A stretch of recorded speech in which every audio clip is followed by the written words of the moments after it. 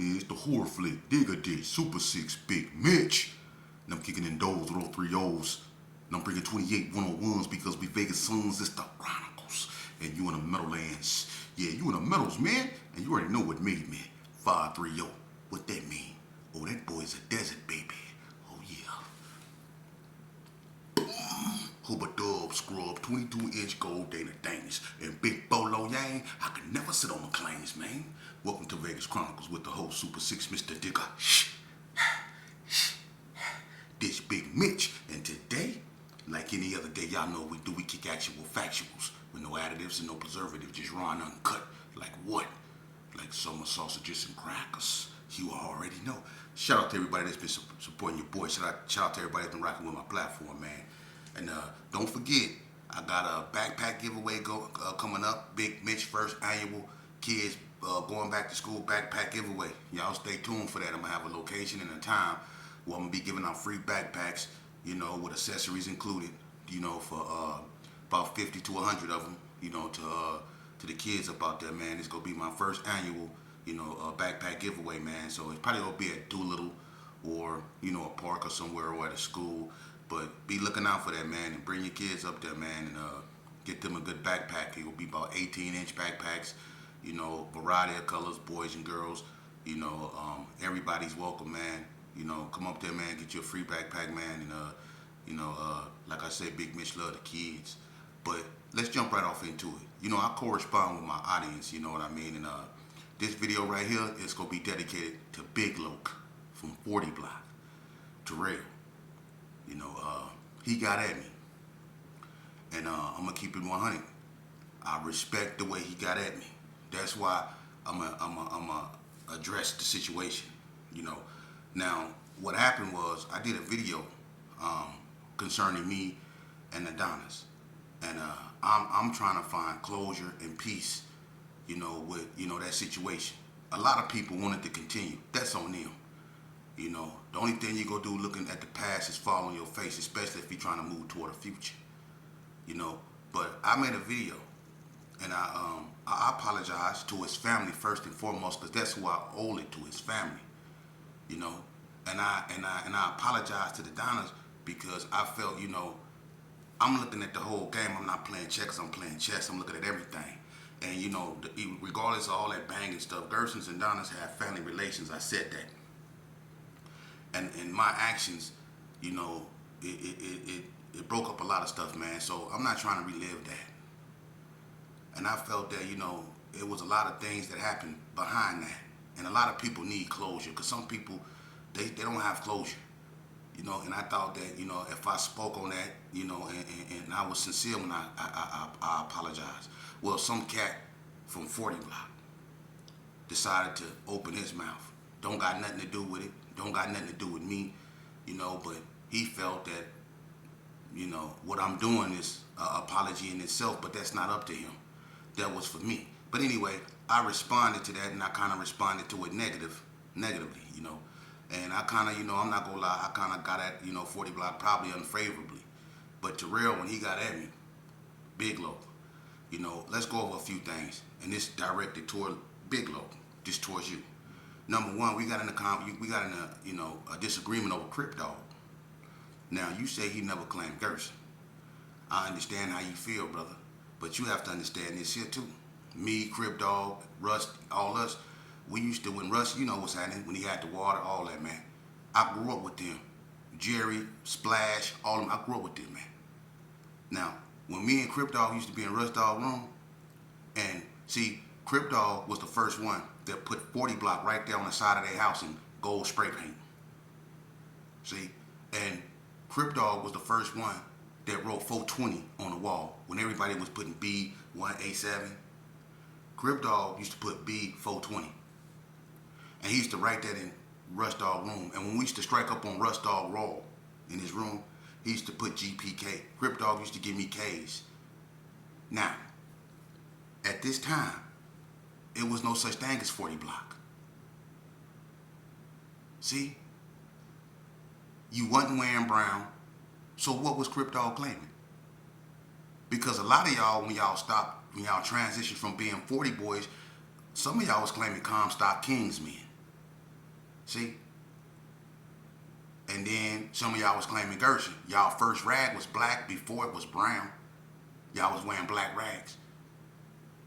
Now, like you said, he wasn't no Gershon. Okay, I'm not going to argue with you on that. We going to agree to disagree.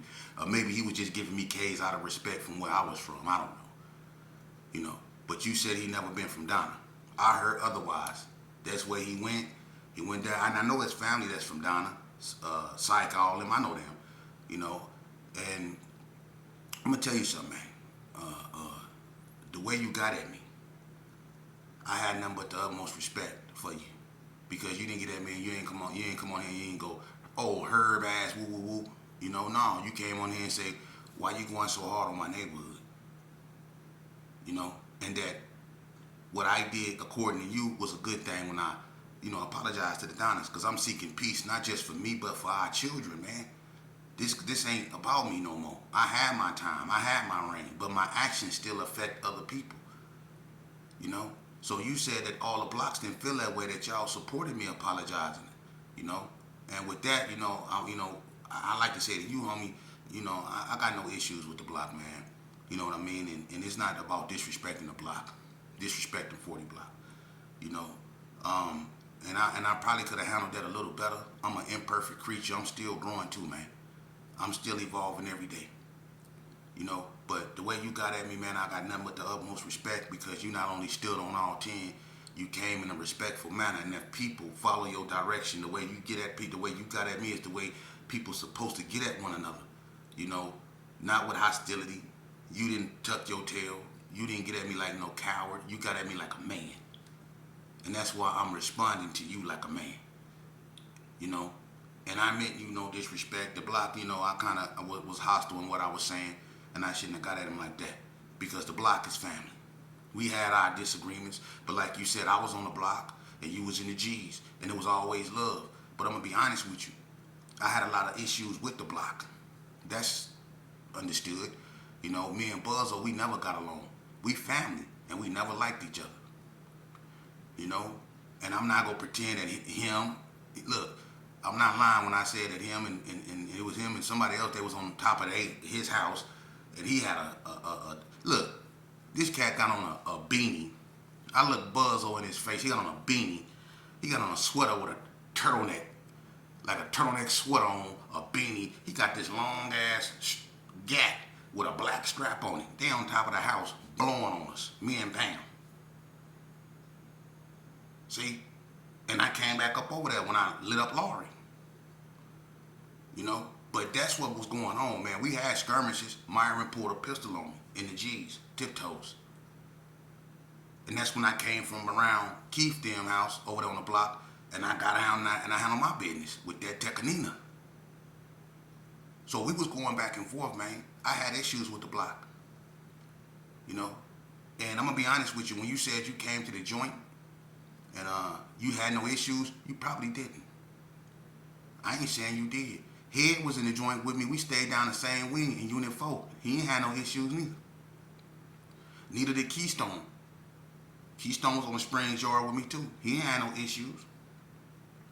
But at the time, Mac 10, Lil Rocky, Rob, and a few more came, the 60s was tripping. Now, I'm being honest, homie. When the Blocc came to the yard, we had to protect them. Because you had Pootie Mac from 6-0s, you had Seti Crack, you had Lil Kool-Aid, Rodney O, you had Tone, you had J. Lou, you had Riddler, you had Gangsta Bo, you had a Chili Sauce, you had Wayne Love, you had you had Crunch, you had it was a bunch of Molly Rat was on the yard, Killer Cole's on the yard. You had a bunch of 6-0s on the yard, man. And at this time, they was pushing a hard line. Now, when the Blocc came to the yard, what happened was the 6-0s wanted to line them up. They wasn't trying to pack them out and get them off the yard. We wouldn't allow that. That's why Bobby, Lil Rocky, he got a fair fade. Mac 10 got a fair fade, but Mac 10 pulled a knife on the 6-0s. And so it went horrible. You know? Rob, he refused to get down, and you know, we don't need to go over there. But the 6-0s came to them and they wanted to line it up. They wanted to, you know, line it up like Lil Kool-Aid wanted to get down with Rob. Crunch got down with Mac 10. See, Lil Bobby went in the room and got down. It wasn't about the 6-0s jumping them and packing them out. No, they just wanted to line it up. You see? Because we wouldn't allow them to pack them out. Now, if we wasn't, you know, messing with the Blocc and like saying the Blocc was on their own, yeah, the 6-0s would have packed them out, man. I'm just keeping it real with you, dude. There wasn't a lot of blocks in the joint, man. You know? But, you know, that's neither here nor there, man. Ain't nobody trying to disrespect the Blocc like that, bro. You know, because one thing, I can't be for the problem and try to preach the solution, man. That'll make me a hypocrite.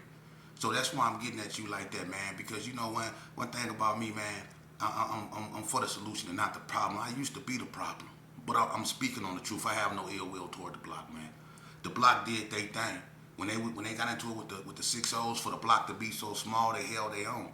Because one thing about the Blocc that gave them the advantage over a lot of neighborhoods, and the Blocc was unique, is because the Blocc had a pattern to which they could run through those houses. If a person came to bust on 40 Block, if you came down Belzar, either you had to bust a U-turn or you got to come down one of them streets, whether it's Laurie, Carver, Hassel, Hart, whatever. You got to come down one of those streets. They knew how to run through them houses. So if you went down Belzar and tried to come down Laurie, they're going to be right there. If you tried to come down Hassel or Carver, they're going to be right there. If you try to come down Hart, they're going to be right there to greet you. And then sometimes you'll go down the block and you won't even see them. They'll be on top of the house laying down on you with rifles. See, they was very strategic, you know? And they'll be right here on this street up here in 1 minute. Next thing you know, they down there. Because they knew them patterns through them houses, so it was hard to get at the block. So when we got into it with them in the Gerson, they'll turn the lights off on Comstock and have it pitch black. You couldn't see nothing when nobody, the roaches wouldn't even be on Comstock then. So can't nobody ever say, you know, that the Blocc, you know, is weak like that. I was just in my feelings, man, because the old boy, you know, he know who he is. I ain't gonna even speak his name on my channel, man. You know, because we're not doing no negativity, man. And then when you see a person, man, you know, this is my life story, man, and it's real sentimental to me because it took me a long time to come to a point to where I could ever say I'm sorry, man. But I want the youth to know that they're gonna mature to that point because a lot of them don't want to be doing what they doing now, man. For real. A lot of them don't want to be doing what they doing now, man. And we have to do something about this, you know. And I just wanted to, you know, get that off my chest, Brody. I appreciate how you got at me. You know, there's no disrespect, man. The Blocc is family, man. You know, and the Blocc stood on theirs. They did their thing. You know, but it's a lot of dudes that's from the Blocc, man, that's glad they made it up out of there, man. And it's a lot of guys from 40 Blocc, you know, that did make it up out of there. But let me just say this right here. The reason why, in the joint, it was a lot of friction. And I'm going to be honest with you, some Gershons didn't want to ride with the Blocc. They didn't. They wanted the 60s to get them. We had to have a meeting on that, man. Is we go be with them or not? And why would y'all have to have a meeting on 40 Blocc? If y'all family, this is how you know I'm not lying. Why did we have to have a meeting on 40 Blocc if we was family? Because the situation with Randolph, man. When Randolph came to the joint, I'm not speaking on Randolph. He living his best life, man, and I salute that brother, man, and God bless him. But when Randolph situation, you know, that kind of like, you know, we wasn't rocking with the Blocc at that time. We wasn't feeling it at that time. You know what I'm saying? So it was kind of like a little animosity there. You know, and if anybody tell you it wasn't, they lying. It was. So it was certain things, you know, that affected the relationship. But overall, you know, the Blocc is family, man. And family go through things. But the way you got at me is the way people supposed to communicate with one another. And if we did it more like that, it will stall a lot of stuff out, man. Because like I said, you didn't get at me disrespectful, but you didn't get at me tucking your tail neither, man. And I can't do nothing but respect that as a man. And I know you for the future, and it would be an honor for me to invite you on my podcast one day, man, so they can hear the story about the Blocc from you, you know, and not from me, you know. And they can show, and we can show how two men can get up there and show the youth how it's really supposed to be done. Communication, not talking at one another, but to one another, man. with respect. Because we men before we anything, and we black men at that. So we obligated to be examples, positive ones for our youth, man. So I ask you if you want to come on my platform, brother. The door is open, man, because you gotta be like a man, and I can't do nothing but respect you for that, man. You know what I mean? And it's nothing but love with me, for me. You know what I'm saying? So respect the 40 block, respect the Bigg Locc. If you ever want to come on my platform, brother, maybe you don't. But if you ever want to tell your story, because you got one, you know what I mean? The Blocc got a story, and people need to hear it. So with that being said, brother, I wish you nothing but the best, man. Salute to the Blocc, much love to the Blocc. No disrespect to nobody. You know what I mean? And yeah. All right. Anyway, moving along, turning to the next page, man. A lot of people, a person asked me a bunch of questions, and I'm gonna get to them, and they wanted to know about the lifers in the state of Nevada. Which neighborhood had the most lifers? Let me tell you something about the state of Nevada. They had them L's out.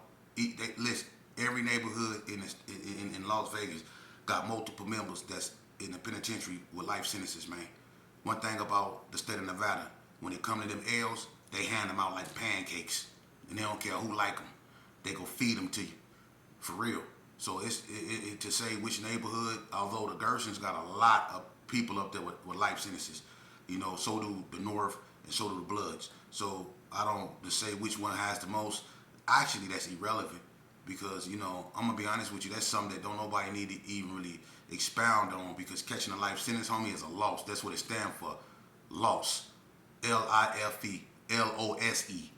You lost, bruh, in the game of life. I'm just keeping it 100 with you. You catch an L, brother, you lost in the game of life. So to the youth about that, man, the best thing to do is stay in school, man. Stay in school, And somebody asked me to talk about the wood, and I'm gonna be honest with you. As far as the wood is concerned, I don't really know too much about them. I'm before they time. I'm gonna get them youngsters on here, man, because they can explain they coming about more than me. I'm from a different era, man, and I left kind of after the 92 truce. You know what I mean? I was gone, but I've been banging since '85. Before the pistol play really came into effect, man. You know what I mean?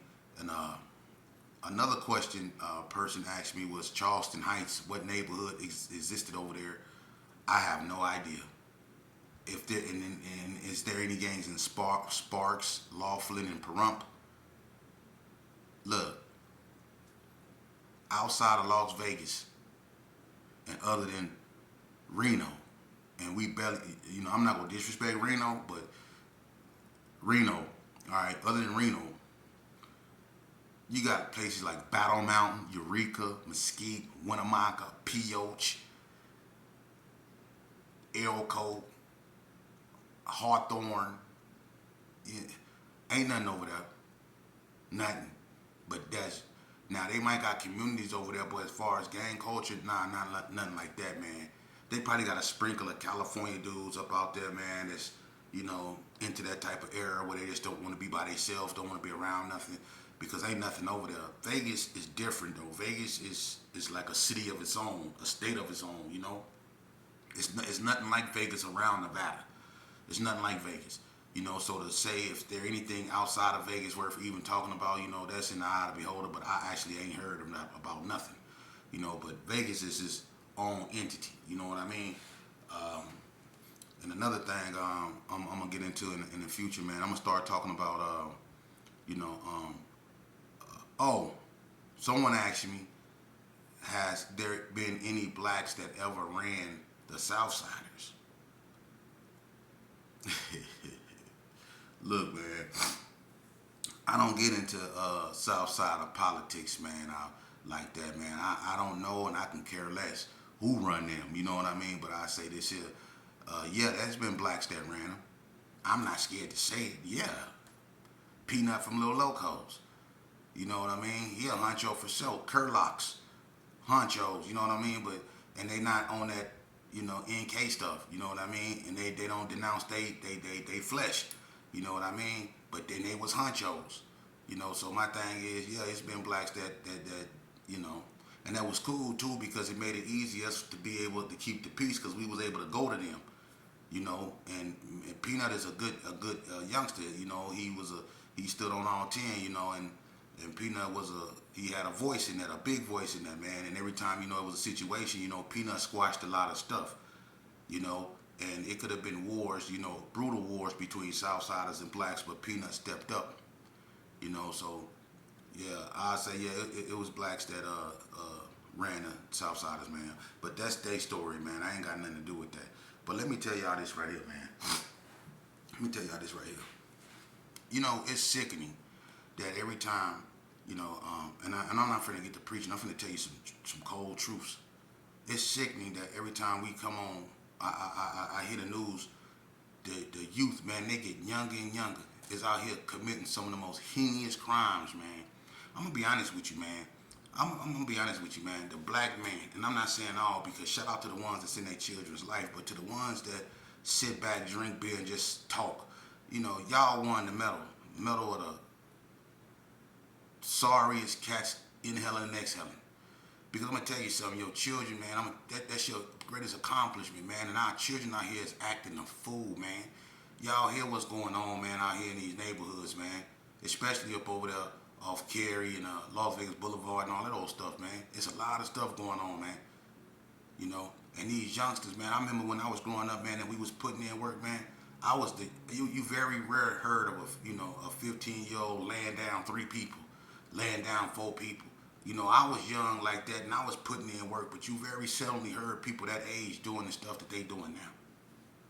And that just goes to show you, man, 12-year-olds committing crimes, man. It's getting bad. It's getting worse and worse, man. And we getting to the point now to where if we don't rein in our kids, we go lose them, man, because these people is gearing up to do some serious damage to us, man. They are. They equipping the police with military equipment, man. They altering the Constitution, altering due process, want to suspend habeas corpus. And a lot of y'all don't know what that mean, man. But y'all out here like it's all cool with your little blicky hanging out your pocket and you think you're doing something. But what these people about to do to y'all, man, and it's people that was for y'all that had things in place to stop these people from putting y'all away the way they want to put y'all away. Them instruments has been removed. These people is trying to come out to y'all and lock y'all up, man. These police is finna get real aggressive. They politicizing everything, man. And we need to be educating our youth on that, man, on how to conduct themselves. And instead of being at each other's throat, how to rock in unison, man. Because they're going to be targeted by the law enforcement, man. And ain't nobody speaking on this, man. Ain't nobody speaking on this. And then the ones that is, they're not being heard because not enough of us is speaking on this, man. We talking about irrelevant stuff, man. We're not talking about what's finna take place, man. And what's finna take place, man, is they finna come out to our youth, man. We gotta get them out the streets, man. It's either now or never. I be telling people that, man. But they wanna wait until it's actually happened before they even move, and that's crazy. If you smell smoke in your house, that means you need to get up and go look around. Don't wait for your house to catch actually on fire before you decide to act. Because when you decide to act by then, it might not be nothing left worth saving. So if you smelling smoke in your house and if the fire alarm's going off in your house, that means get your butt up and go around there and see what's going on with your house. And that's what we need to do. The fire alarms is going off in our communities.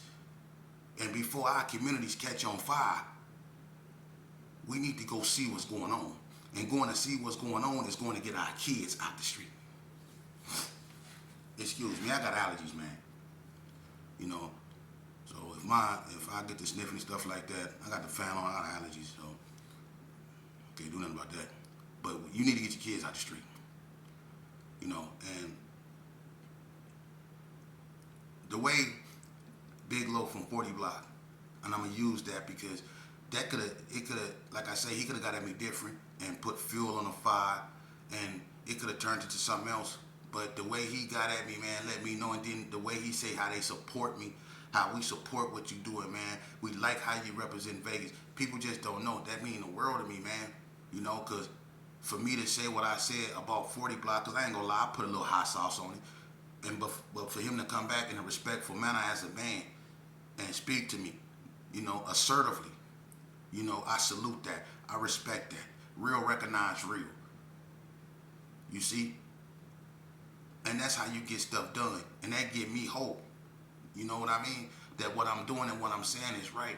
You know, it's a lot. Look, man, one thing that we have to acknowledge, man, if we don't acknowledge nothing else, is that our women, especially our mothers, our aunties, our grandmothers, they hurting. And they hurting because they burying us at an alarming rate. All over this nation, they burying us. And we ain't being receptive to that. That's why the weather ain't been right. That's why the food don't taste right. That's why everything falling out. It's because we don't hear the cries, the spiritual cries of our mothers, of our daughters, of our aunties. They hurting. They burying their babies. And it ain't getting no better. But the hate amongst us as black men is so prevalent and strong that it got our full attention because we so focused on annihilating one another that we're not receptive to the mothers that's watching us helplessly do it. Because the men, the grown men, they acting like the children. They promoting that stuff. They fanning the flames of that stuff. They not being real OGs and checking their little homies when they get out of line like they used to back in the days. You see? That's why the little homies don't respect the big homies, because they not checking them, because a lot of them promoting that stuff low key, acting like they for the solution, but at the same time doing this here in their little homeboy ear. You see? You got a bunch of them running around here, man. And them the most poisonous things in our community, the ones that say they for the solution, but at the same time they doing this here to the youngsters, organizing and orchestrating this up over here. That always